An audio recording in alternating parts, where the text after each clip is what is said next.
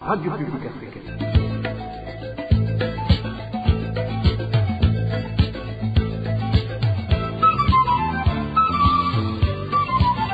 Radio Publique Africaine.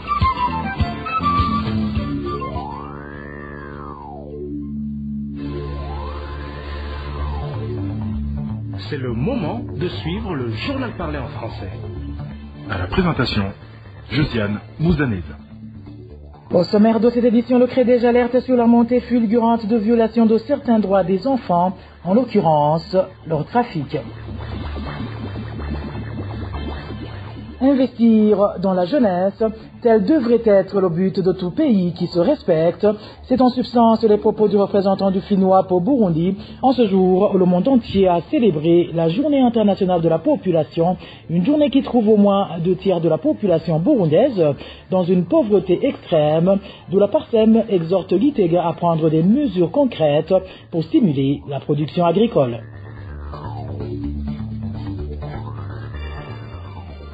Fermeture ce jeudi de plusieurs magasins situés dans les quartiers asiatiques et Rohiro, et pour cause, les commerçants de la place résistent toujours à l'utilisation des machines de facturation électronique.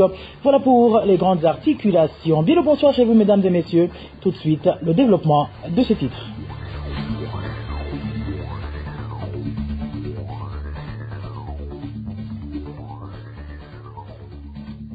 Bonsoir. Ouvrons notre journal par la rubrique réfugiés où les Burundais exilés en République démocratique du Congo sont coupés de toute assistance humanitaire depuis plus de 7 mois. Une situation qui pèse surtout sur les personnes âgées et celles vivant avec un handicap qui souffrent déjà de malnutrition, d'où l'appel lancé à la communauté internationale de les relocaliser dans un secteur sécurisé à défaut de leur trouver un autre pays prêt à les accueillir. Eric Nyonzima nous en dit plus. Depuis décembre 2024, aucune aide alimentaire n'est distribuée dans les cas abrités des réfugiés burundais en République démocratique du Congo, laissant des personnes âgées et les plus démunies à risque de malnutrition, raconte notre source.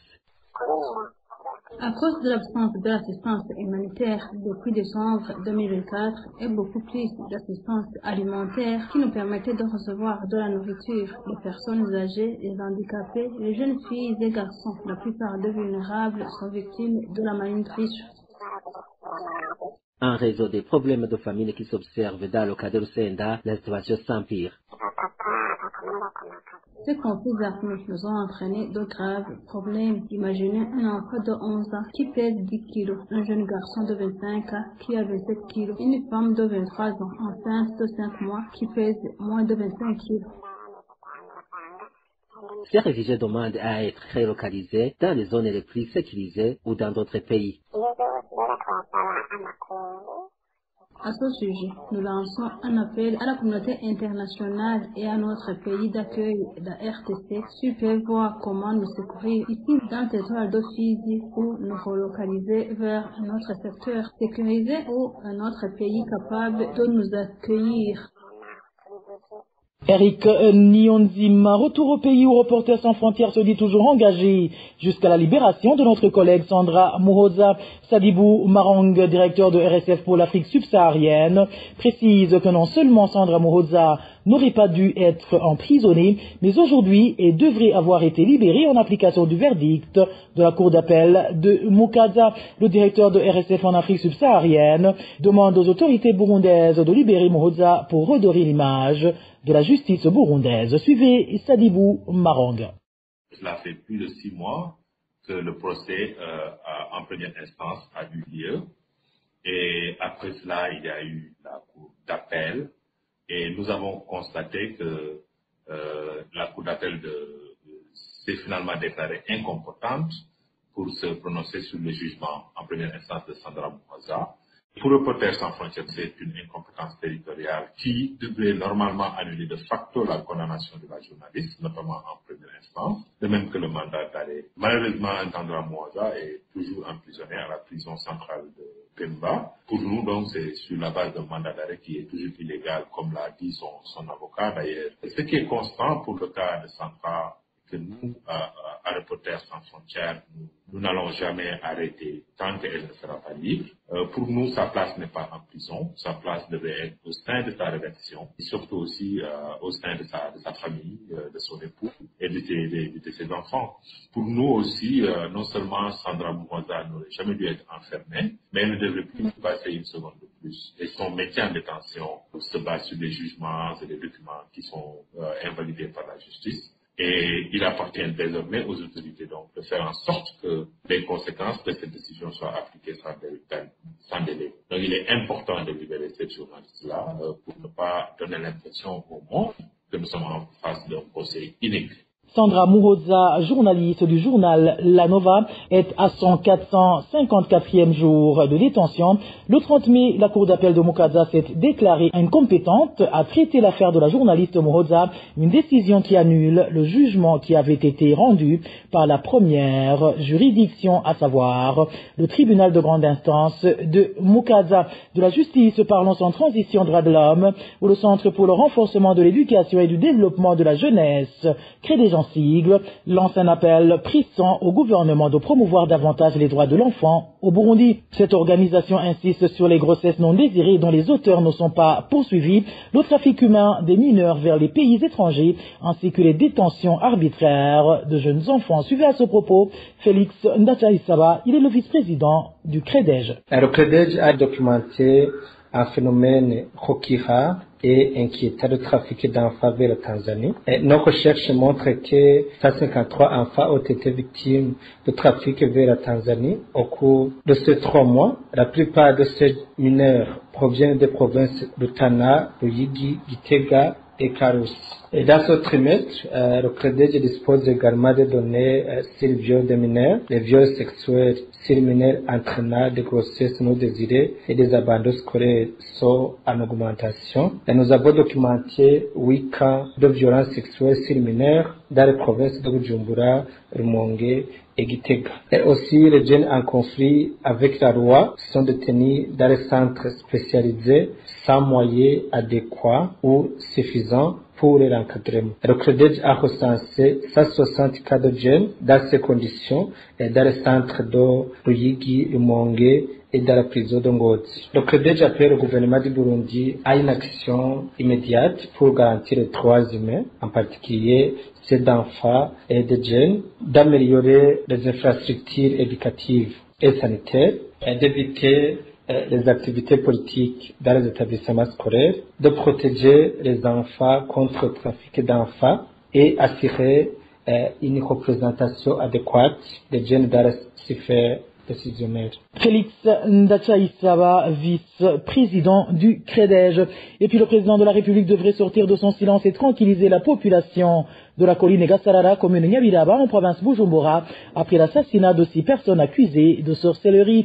C'est l'avis de Frédéric Mambouguiumvila, président de la coalition Sefor Arusha. Selon son politique, l'implication du gouvernement s'avère importante et primordiale dans le but d'éradiquer ce genre de criminalité sans nom. Suivez plutôt Frédéric Mambouguiumvila, il est le président de la coalition Sefor Arusha. C'est vrai, nous avons appris qu'en date du 30 juin 2025, à Gasarara, commune Nyabiraba, 6 personnes ont été publiquement lynchées par Imbonerakure, accusées de sorcellerie. Nous avons aussi appris que la justice a agi, mais qu'à cela ne tienne, nous avons vu que quand il y a de tels événements, ils peuvent se précipiter pour emprisonner les coupables en vue de faire taire la tension. Pas qu'ils cherchent à établir forcément la vérité. On ne sait pas si c'est la politique du pouvoir. Nous nous posons toujours des questions. Mais ce qui aurait dû être fait dans l'immédiat, c'est la descente du pouvoir. Le président de la République pour justement expliquer que c'est une situation inexplicable et que par conséquent, les gens qui ont des parcelles du pouvoir, je parle des administratifs locaux, je parle des chargés de l'ordre au niveau local qui sont chargés de la sécurité. Parce que ces gens-là n'ont pas été tués en une seconde, en une minute. Il y a eu une tension et la police devait être là. Peut-être qu'elle a fait son travail, mais la préoccupation, c'est de voir comment le président de la République et le gouvernement gardent des silences sur ce genre de choses. Ils devraient descendre pour empêcher qu'une telle situation ne se répète. Sinon, ça crée des tensions population inutile dans le pays, alors que justement, aucun citoyen burundais n'a aucun droit d'ôter la vie à notre citoyen. Et ça, c'est le message qui devrait être donné publiquement à cet endroit précis par des responsables de l'État burundais.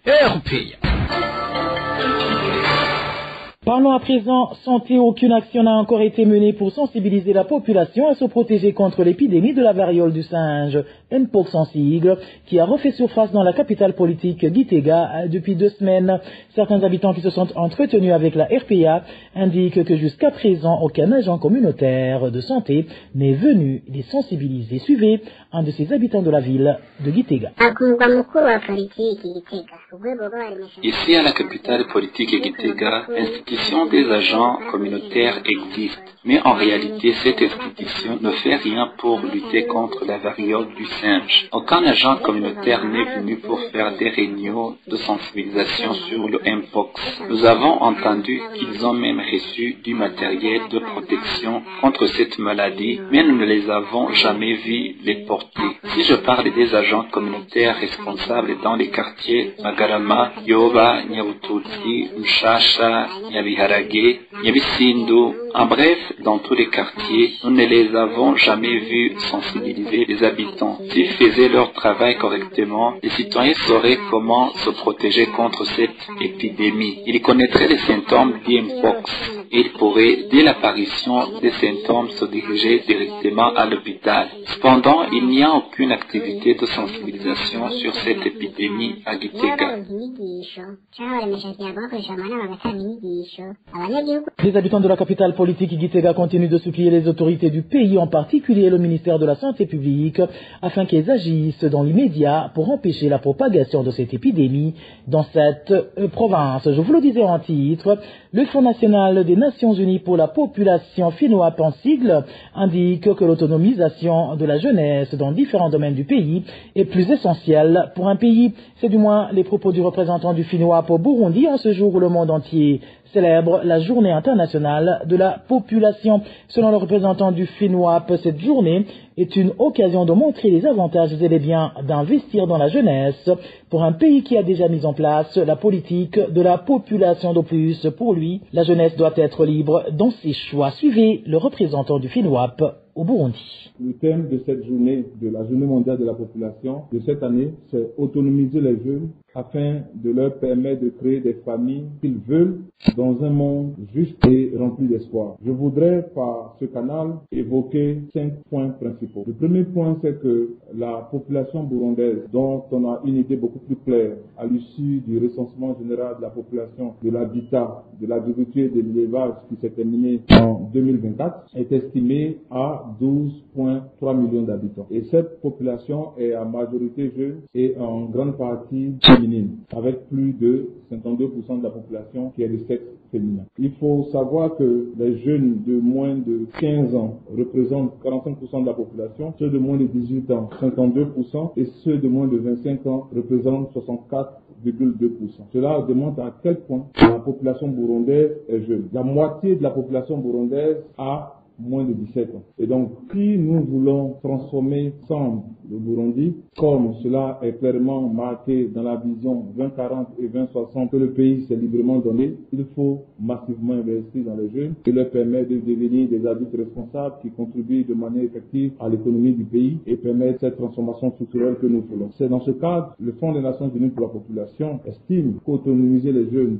à travers différentes actions, aussi bien en matière économique, en matière d'emploi, en matière d'éducation, en matière de santé, en matière de leur participation à la gouvernance et du leadership, est quelque chose d'essentiel. Nous voulons, à travers la célébration de cette journée mondiale de la population, évoquer la nécessité, l'impérieuse nécessité du pays qui a déjà commencé sa réflexion de se doter d'une politique nationale de la population dont les textes sont quasiment finis, de pouvoir l'adopter parce que ça va être un levier essentiel pour gérer les dynamiques de la population afin de favoriser une émergence d'une population jeune qui va vers l'âge adulte de manière responsable. Il faut souligner que les jeunes veulent devenir des parents. Dans le cas du Burundi, c'est essentiellement vrai. Nous avons, le Fonds des Nations Unies pour la population, mené une étude globale pour essayer d'avoir la perception des jeunes sur cette question. Cela sous-entend que la façon dont nous, adultes aujourd'hui, avons été parents, à l'ère de l'intelligence artificielle, à l'ère de ChatGPT, à l'ère de tout ce qu'on a, veulent avoir la possibilité de définir leur direction. Soit que, en tant qu'adultes, on peut les accompagner, ils ont besoin de pouvoir faire ces choix autonomes eux-mêmes. Et donc, en tant qu'adultes, on doit pouvoir être capable de pouvoir accompagner ces jeunes dans leur transition vers l'âge adulte. Cela sous-entend qu'on peut leur partager nos expériences sans le leur imposer. En parlant justement de cette journée, il ressort que 30% des Burundais ne possèdent pas de terres arables, tandis que 70% vivent dans une pauvreté extrême. Faustin Ndikumana, président de l'organisation Parsem, qui œuvre pour un changement de comportement des citoyens, tire la sonnette d'alarme. Selon lui, le taux de croissance démographique, estimé à 3%, freine le développement économique du pays, d'où il exhorte le gouvernement à prendre des mesures concrètes pour stimuler la production agricole suivie. En cette journée mondiale dédiée à la population, et Parsem a voulu donner un message fort, parce que cette journée arrive au moment où le Burundi vient d'organiser un recensement général de la population qui, à travers ces résultats, montre que la population burundaise est estimée à 13 millions. Et c'est une population quand même élevée par rapport à la superficie de notre pays, parce que dans certains coins du pays, on constate qu'il y a plus de 10 000 personnes par kilomètre carré. L'une des densités les plus fortes en Afrique, voire même au monde, et cela a des répercussions négatives sur les conditions de vie de la population et sur la gestion des ressources naturelles, notamment les terres agricoles. Aujourd'hui, on estime à moyenne que les familles burundaises exploitent moins de 0,5 hectares. 30% des Burundais sont sans terres agricoles, d'où une insuffisance de la production agricole, de la production alimentaire, provoquant une inflation galopante des produits alimentaires, qui est à la base du taux de malnutrition actuel. Le taux de pauvreté qui est à plus de 70%. Le taux de croissance est à moins de 3%, alors que le taux de croissance démographique est explosif et galopante. Donc, je crois qu'actuellement, l'économie de vie de la population nécessite une attention particulière du gouvernement. C'est pour cela qu'on a un vibrant appel au gouvernement. Il faut qu'il y ait une introspection de la part du gouvernement pour prendre des mesures concrètes pour orienter le Burundi sur le chemin de développement, afin que les Burundais puissent au moins commencer à savourer les dividendes de développement tant attendus depuis longtemps. C'était Faustin Ndikumana, président de la Parsem. Des magasins situés dans les quartiers asiatiques Hero en commune Mukaza, nous sommes en mairie de Bujumbura, ont été fermés ce jeudi. Il s'agit principalement de commerces dont les propriétaires n'utilisent pas correctement les machines de facturation électronique ou continuent d'émettre des factures manuscrites. En visite sur le terrain, le ministre des Finances, accompagné des responsables de l'Office burundais des recettes OBR en sigle, a déploré la faible application de ce système obligatoire. Et Nestor Naonouye de rappeler aux commerçants et à leurs clients que la facturation électronique est désormais incontournable. Je vous prie de l'écouter. Exactement, nous venons d'effectuer une visite de terrain. C'était pour travailler sur certaines dispositions de la loi budgétaire, mais aussi des dispositions de la loi sur la TVA et d'autres dispositions sur d'autres lois en rapport avec la collecte des recettes. La première disposition sur laquelle nous avons travaillé, c'est la disposition sur l'utilisation de la machine à facturation électronique. Et nous avons trouvé, surtout dans le quartier asiatique où il y a beaucoup de magasins, il y a certains qui ont ces machines à facturation électronique, il y a ceux qui les utilisent, mais il y a d'autres qui n'en ont pas. Et vous avez vu que nous avons procédé à la fermeture de ces magasins qui n'ont pas de machines à facturation électronique. Il y a aussi ceux qui ont des machines à facturation électronique, mais qui font la minoration des factures. Parce que nous avons vu des factures qui ont été, qui équivaut à 2000 francs, à 3000 francs. Nous avons vu aussi des magasins pour tout un mois qui ont fait un chiffre d'affaires mensuel de 462 000 francs alors qu'il y a beaucoup d'articles. On s'imagine, est-ce que c'est vraiment toutes les factures ont été enregistrées dans la machine à facturation électronique. Alors, ce que nous avons fait, c'est la fermeture et l'application de la loi. Nous avons eu des factures qui ne sont pas sorties de la machine à facturation électronique. Comme la loi exige qu'on doit confisquer les biens, et puis pour les récupérer, ils doivent payer 20% de la valeur de ces marchandises. Et là aussi, vous avez vu que ceux que nous avons envoyés à l'OBR pour payer les 20%, parce qu'ils avaient des factures qui ne sont pas assorties de la machine à facturation électronique. Et voilà, mes fidèles de la RPA, c'est par ici que prend fin le journal en français de ce vendredi 11 juillet 2025. Merci pour votre aimable écoute. Merci également aux équipes rédactionnelles et techniques pour leur franche et parfaite collaboration. À la présentation de ce journal, vous étiez avec Josiane Mouzaneza. Bon début de week-end à toutes et à tous. Au revoir.